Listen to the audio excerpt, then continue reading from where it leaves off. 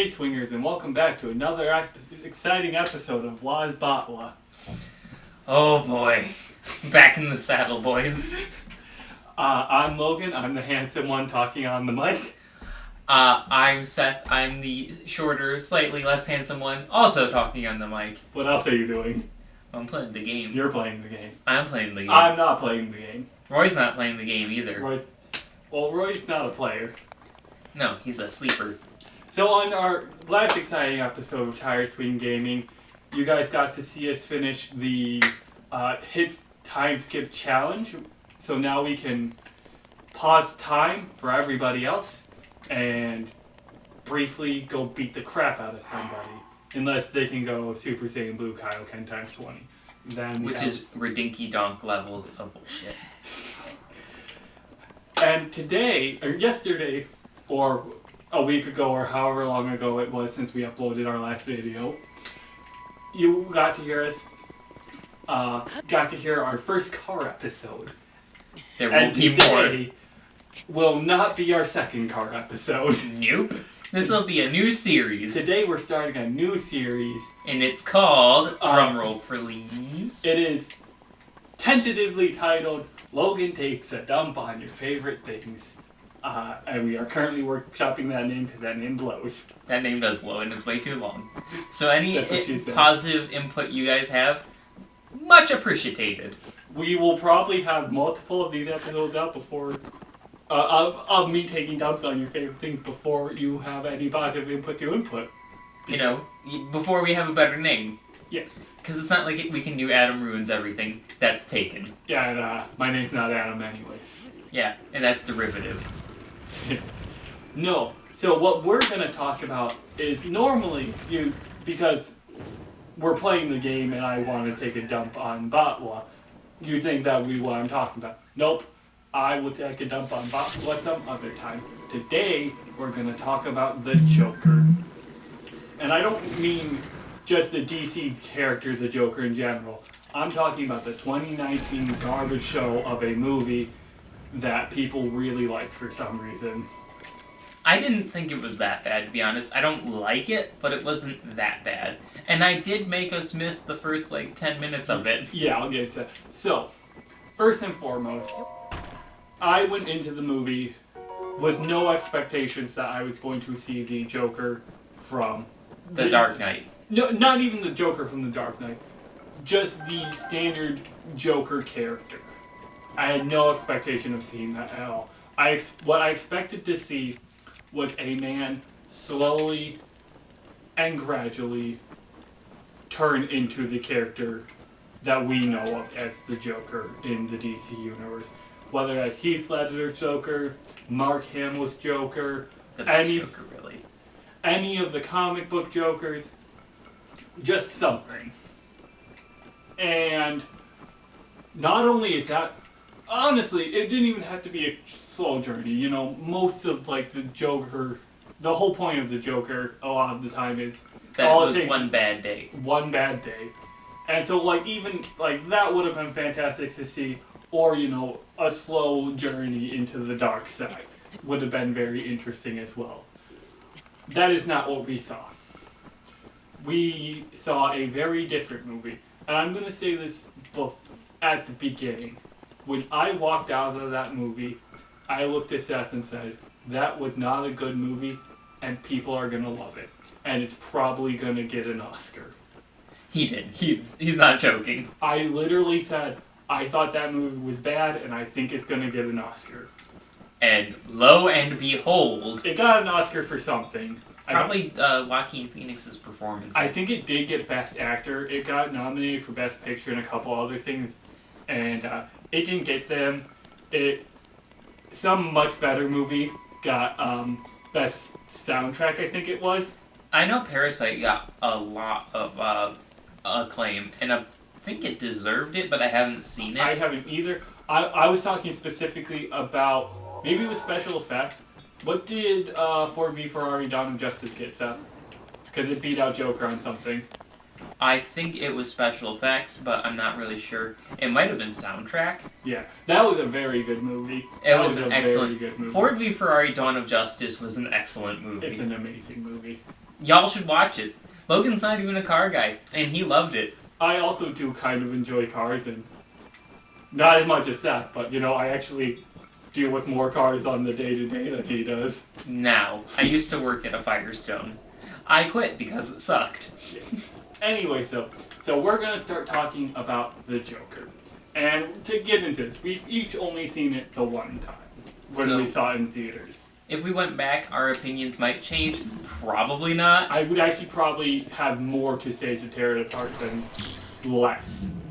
Yeah. And so we're going to start off with this. To be fair, we missed about the first 10 or 15 minutes because Seth's an idiot. And when we got to the theater, I thought he knew which showtime we were going to go see. We were supposed to see the 3:45, and he decided to say we were there to see the 3:30 or the 3:15, and I wasn't paying attention.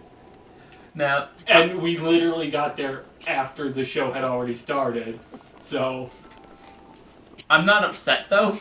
Yeah, I don't think anything could have happened in those first 15 minutes that would have marginally, massively changed my opinion of the movie. I think... I have a pretty good idea of what happens. The first scene we saw when we got in, I think, was the bus scene where Arthur Fleck is laughing at some lady's misfortune and has to hand her the card because he can't stop laughing to tell her of his ailment. His degenerative neurological disease. That's not degenerative. Yeah. Because that's not what the term degenerative means in the medical field. Anywho, I'd like to also preface this by, I saw this movie when I was super sick with a cold, and I some reason went anyway, and Logan decided it was a good idea to let me pick the showtime. I don't remember Seth being sick. I do not. I think he might be lying to you guys to save some face. But anyways, so we're going to talk about this movie, and the reason this is brought on is because a couple days ago, I watched a YouTube clip. I can't remember who put it up, but it was comparing Heath Ledger's Joker to Joaquin Phoenix's Joker, and how they were both Oscar-worthy performances off a single scene. Now, I'm sure you can guess. There's probably a good chance you can guess both, but I'm going to tell it to you anyways. So he was claiming that Heath Ledger's Joker was Oscar-worthy because of the interrogation scene with Batman in the GCPD. I think the entire performance was We'll get to that in a second. And Joaquin's Oscar-worthy performance was supposedly the interview with Maury, whatever his name is. Murray. Yeah. So,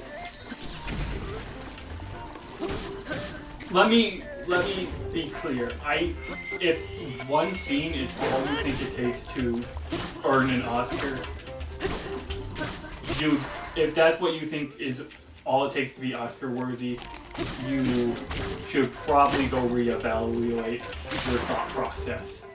You need to have a consistently quality acting the entire movie to reasonably earn an Oscar.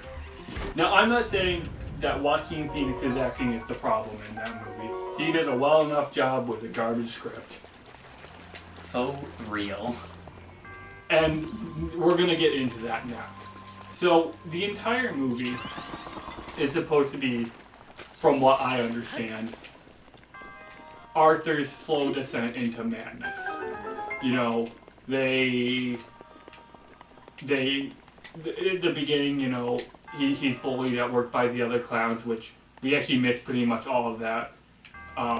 The first thing we see with the clowns, I think, was when the one clown gives him the gun. Right? Yeah. And, we'll get to that. That was something I wanted to add to. But I forgot. Thanks, buddy. No problem, buddy. We'll get to that. Maybe, if you remember.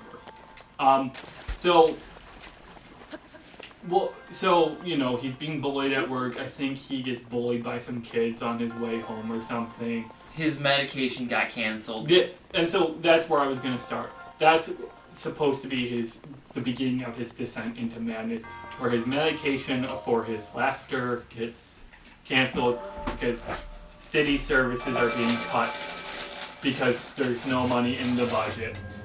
And you're not supposed to know after that point what's real and what's not. What's his imagination, basically. Yeah, and we'll get into the fact that he's specifically supposed to be an unreliable narrator, and I think that's part of the reason people thought the movie was good. Which, no. Yeah, but we'll get to that. But, so, at this point, the start of my critique is going to be him. It's not just him losing his medicine, but it's the social services of the city getting cut, which starts the protests in the city. Mm-hmm. I don't know if there were protests going on before that. I didn't see the first 15 minutes of the movie. Didn't know if there were already protests. But there were protests at that point in the city. And Mr. Thomas Wayne is up for election for mayor. He announces his election, I think, sometime after that. Or his candidacy for election sometime after that. And this guy's a tool. Well, that might be accounted for by him being, or Arthur being an unreliable narrator. I'm gonna keep calling him Arthur because he's not the Joker by any means, and I will definitely get to that as well. This may take 2 episodes. I have a lot to say about this movie. I know you're not happy. Again, it has been several months since we've seen this movie, so I'm not going to remember all the details for my critique. And I don't really intend to watch it again, just so I can tear it apart further. Yeah. So, protests are happening, Arthur is losing his medication, and his mom is trying to get him to send letters to Thomas Wayne for money.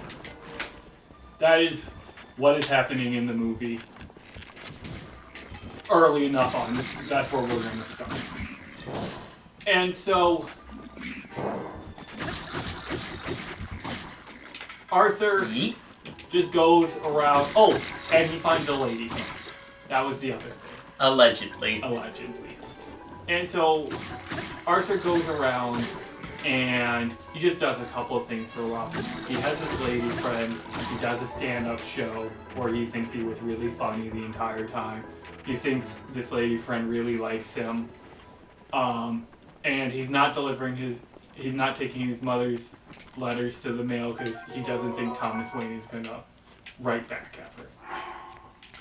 And so, this is where I start to talk about the other clowns, where I say that they were bullying him. I assume that's the case. I don't know. I never really saw that. Because, we missed that first 15 minutes, so that's where it would have happened if it did. But we get to the point where the big clown, I don't remember his name, Chonky.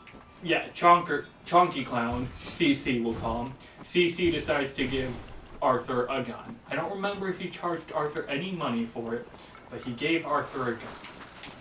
Which, this is a man he's been bullying for a while. A man I am led to believe from the amount of the movie I'm seeing that he does not like, and he gives Arthur a gun. Not a smart decision. And this is where I need to point something out. I think this is after Arthur's lost his medication, and this is important because the number of bullets he gets is an interesting quantity compared to the number we see him shoot in the movie. I don't think many people kept count, but I did, and this is where I figured, and that's what led me to figure out that Arthur might be an unreliable narrator, and I'll get to that. I'll get to a lot of things, apparently.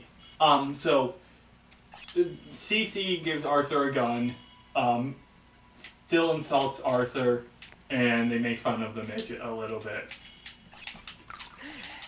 Standard clown behavior, I guess. Oh shit. Did you just drown? No, I froze to death. That was fast. Wow. Where did you last save? Don't know. Fantastic, boys. You might have to rewatch everything. I wasn't watching though, so Doesn't count. Didn't happen. Oh, it was here. That's not bad, actually. Oh, okay.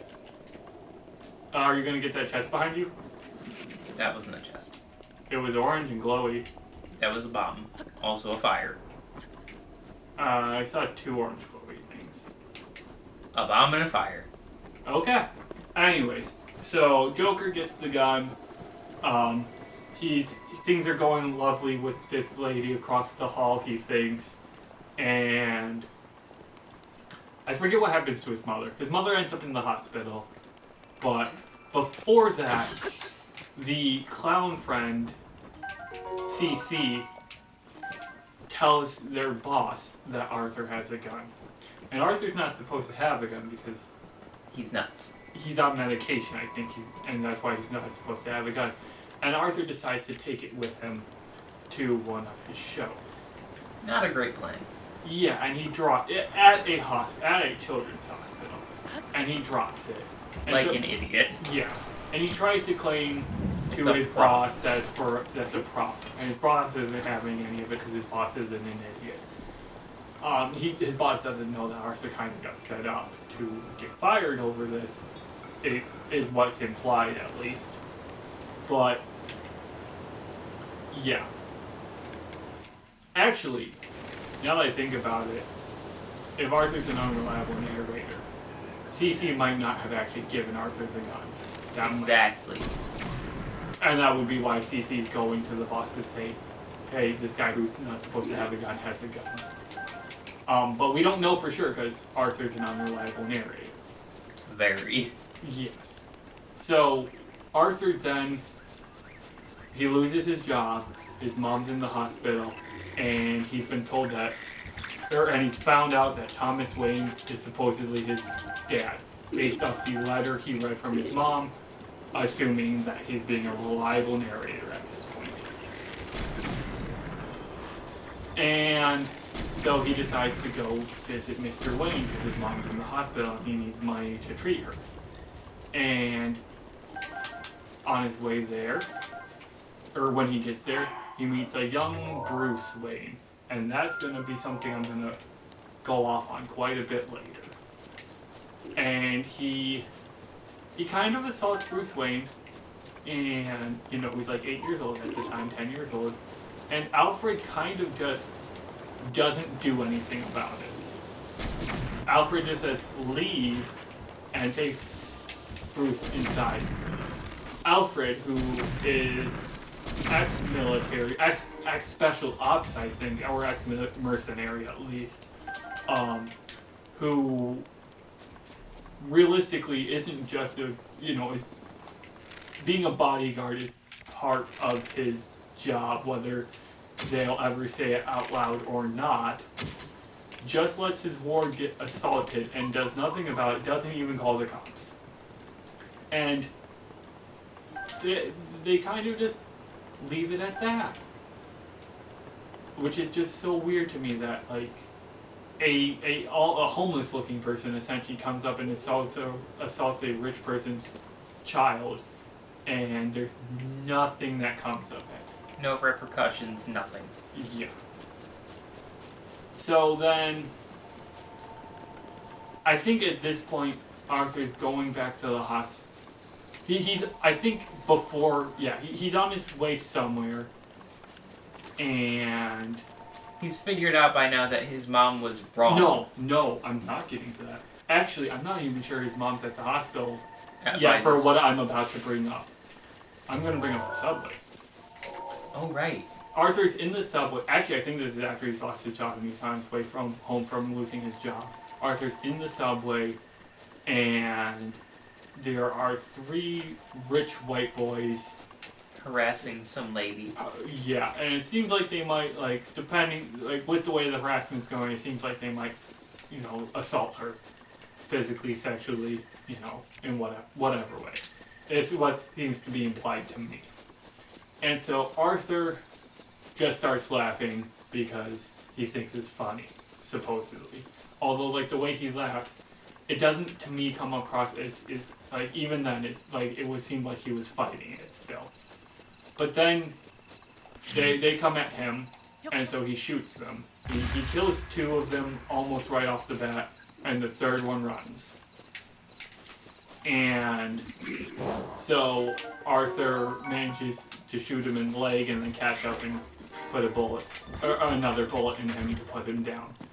And this is where I'm gonna get to the gun itself and the bag the gun came in.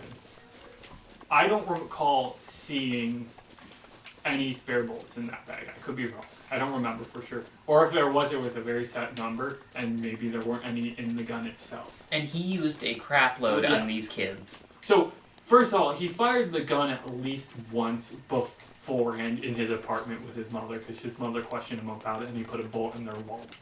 And Right? And he claimed it was the TV. Yeah.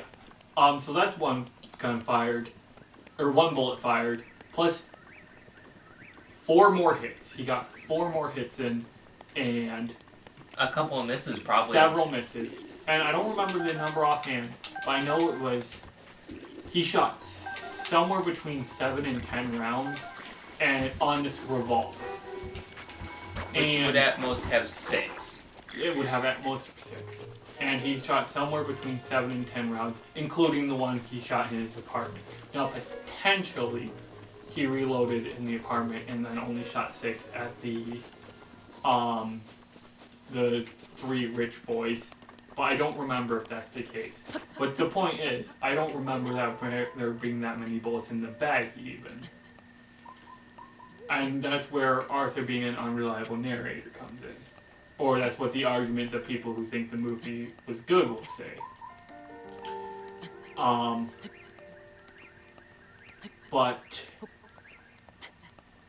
So yeah, he shoots 7, and you know, after killing them, he seems to be having a grand old time. And then after confronting, and then at some point his mother ends up in the hospital, and he confronts the Waynes. And protests in the cities. Wayne calls Arthur a clown, or calls the protesters clowns, and they find out that the clown was the one who killed the 3 Preppy boys. The prep boys, and so the protesters decide to don a clown mask. And I think we're gonna call this an episode after this cutscene, and I will get to why I think that's really dumb compared to the real world in the next episode. See ya!